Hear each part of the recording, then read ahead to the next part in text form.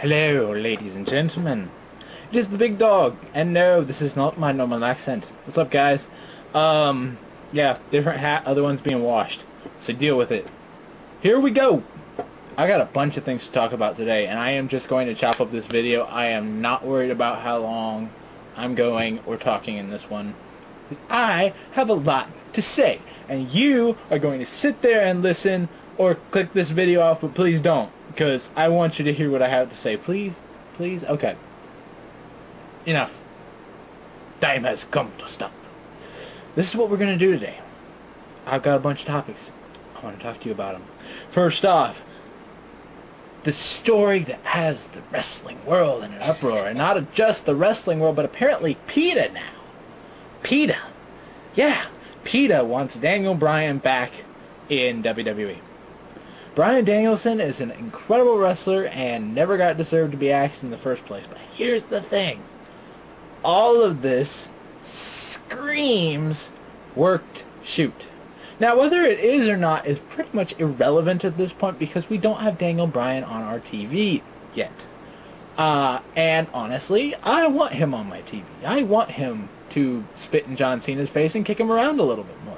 I want to see the two at WrestleMania. I want to see Daniel Bryan, who represents the non-mainstream. He really represents the indie scene. And John Cena, who represents the mainstream. That is a dream match right there. That is what people want to see. That's a great story behind it. Good stuff.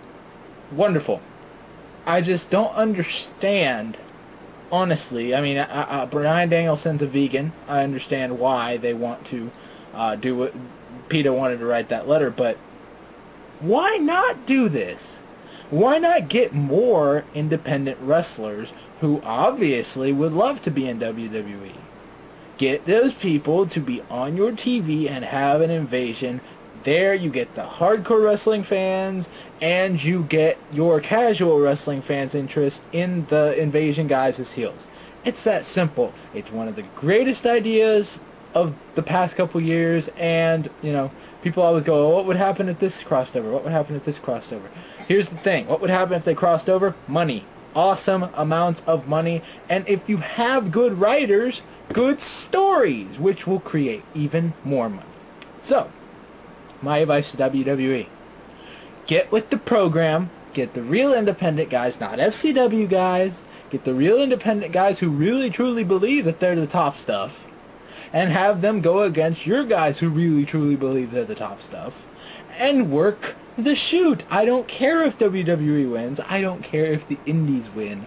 I just want to see them put together in a capacity that does not destroy the credibility of one or the other. And with Vince McMahon in charge, Mr. Stone Age business for the most part, I don't think it's going to happen.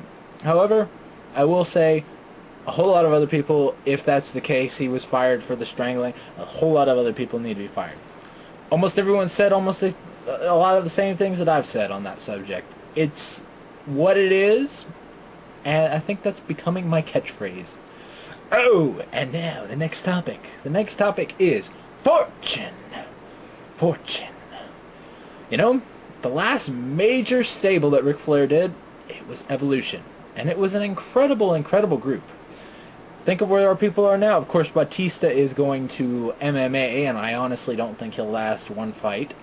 Then we have Randy Orton, who's one of the biggest stars of the company right now. We have Triple H, who was big before then, but still. And they've all had great, great careers. Even Ric Flair got something out of it. Everyone got something out of it. Fortune is very, very similar to me, and I think that if Ric Flair is given the creative ability with it, he will get his four horsemen, so to speak, over. We just had Desmond Wolfe basically kicked out of Fortune. I don't know if they're going to continue the storylines with that or not. I personally don't want Desmond Wolfe in Fortune. I want to see Kazarian, AJ Styles, and Beer Money. Now, I would much rather see Christopher Daniels, but he is in ROH right now with a, just heard, ruptured eardrum. Ouch. Get well soon, Chris. But honestly, Kazarian and AJ have been there since day one, and admittedly Kazarian just a little bit in WWE, but he didn't stick with it. And then we have Beer Money. All four of those guys were the core from day one. You know, well, not necessarily literally day one, but the first year. That's where they all get their big start.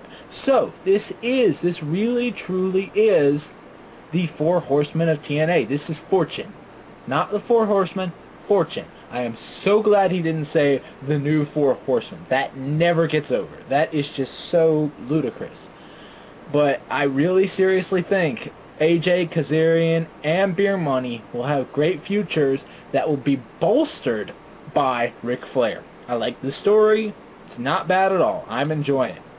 Now, but the thing that I'm not enjoying about TNA right now is the lack of clean finishes. Everything in TNA right now has to be a run-in or a win by DQ or all kinds of different things. We can't have someone beat someone on TV. Now, granted, we are having that special ability with when Kurt Angle wrestles. He recently wrestled Amazing Red, and it was, pun not intended, amazing. It was an absolutely incredible match, and I enjoyed every second of it. It should have been longer, yes, but it was given a fair amount of time.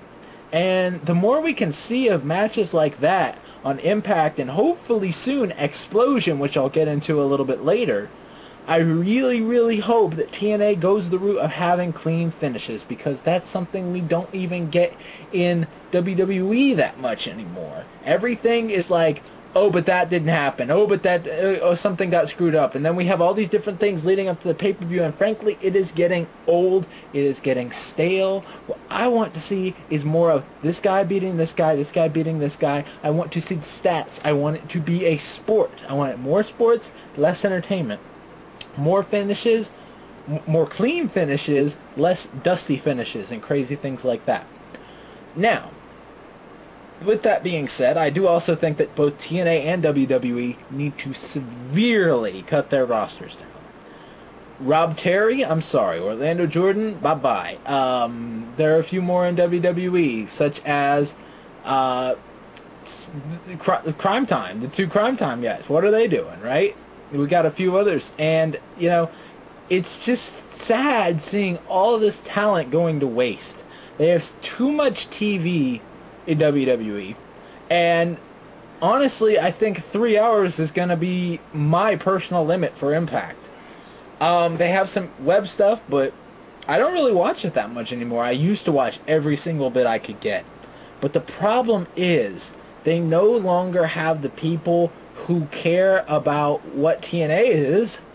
They're trying to reinvent.